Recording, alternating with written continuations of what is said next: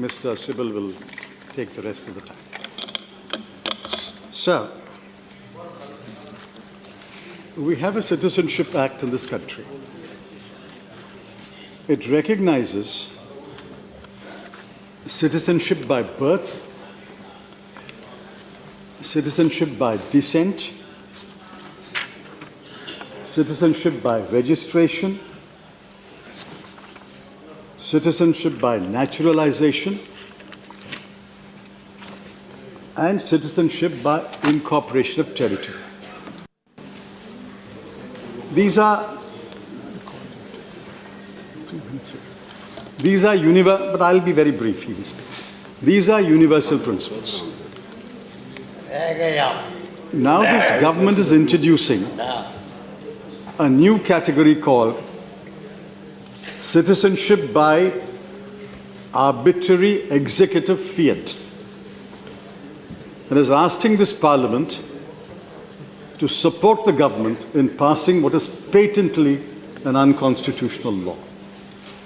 My friends have spoken about it, others will speak about it.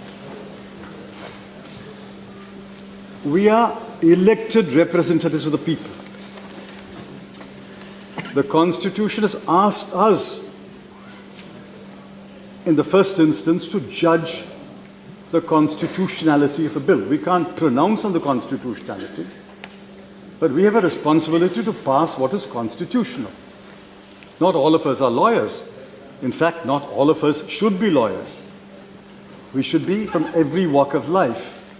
And from every walk of life, we must bring our collective wisdom and common sense to say, is this constitutional or not? What are we doing in this house? What we did in the other house and what we are doing in this house is abdicate our primary responsibility in favor of another of the three entities and organs of the Constitution. What we are doing, you are pushing the issue to the lap of the judges. You think it will stop here? It will not stop here. It will eventually go to the judges.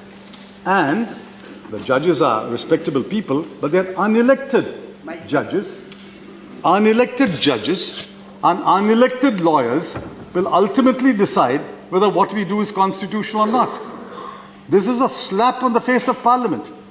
Parliamentarians are being asked to do something unconstitutional, and then the baby is passed on to the judiciary, and in the judiciary, lawyers and judges will decide what you have done is constitutional or not. Knowing this is unconstitutional, I'm afraid this government is ramming through this bill in order to advance its Hindutva agenda. This is a sad day. Thankfully, they're not amending the Constitution. They're only making a law. And I'm absolutely confident and absolutely clear in my mind this law will be struck down. Sir, I have a few questions. And I want to know who in the government found answers to these questions. If the Law Department has advised answers to these questions, please ask the Honorable Home Minister to lay the opinion of the Law Ministry on the table of the House. If it is the Home Ministry itself, in its wisdom, found the answers to the question, let us see the final note placed by the Secretary before the Home Minister. If it is the Attorney General who has been consulted, the Constitution has a provision to invite the Attorney General. Please call the Attorney General to this House. We'll ask him these questions. But somebody has to take responsibility for the answers to these questions. These questions are well known. Let me read it very rapidly. 1. How do you group three countries, Afghanistan, Pakistan, and Bangladesh, and leave out the other neighbors? 2.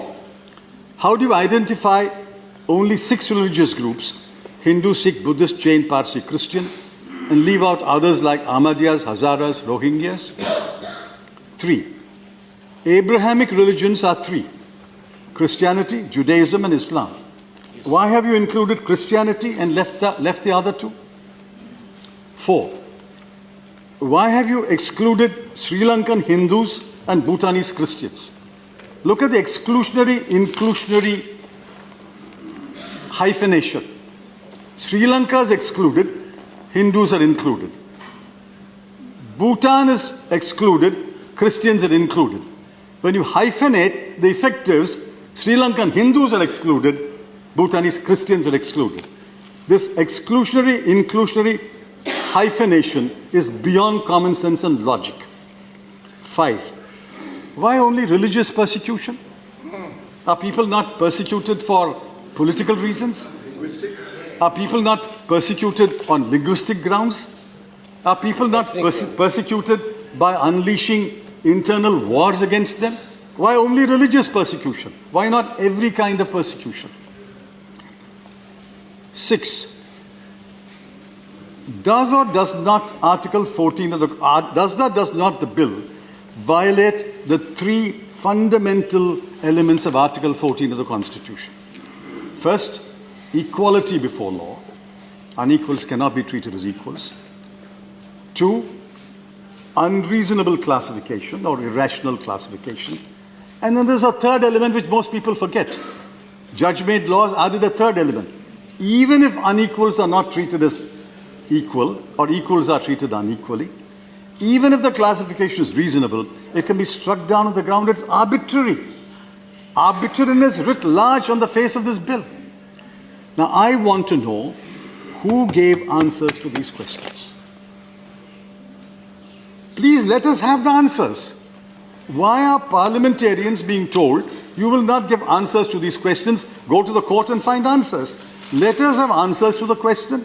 Let somebody take responsibility for the answers and say, yes, the Attorney General of India has answered these questions and said, these are our answers, and therefore this bill is valid.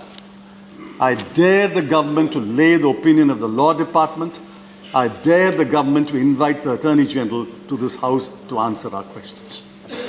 So what we are doing today is wrecking the Constitution from within.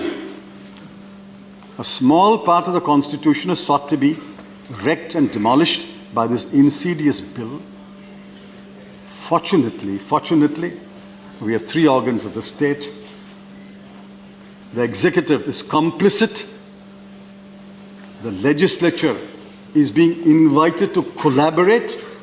Hopefully, the judiciary will strike it down and we will save India and the idea of India. Thank you. Sri KJ Alphonse. Hello మిమ్మల్నే film celebrities real stories ఏంటో తెలుసుకోవాలనుందా? Latest గా release అయ్యే movie reviews నేను చెప్తే వినాలనుందా? ఇంకెందుకు ఆలస్యం, yo-yo టీవీని subscribe చేసుకోండి. అలాగే మర్చిపోకుండా యోయో టీవీ యాప్ ని కూడా డౌన్లోడ్ చేసుకోండి.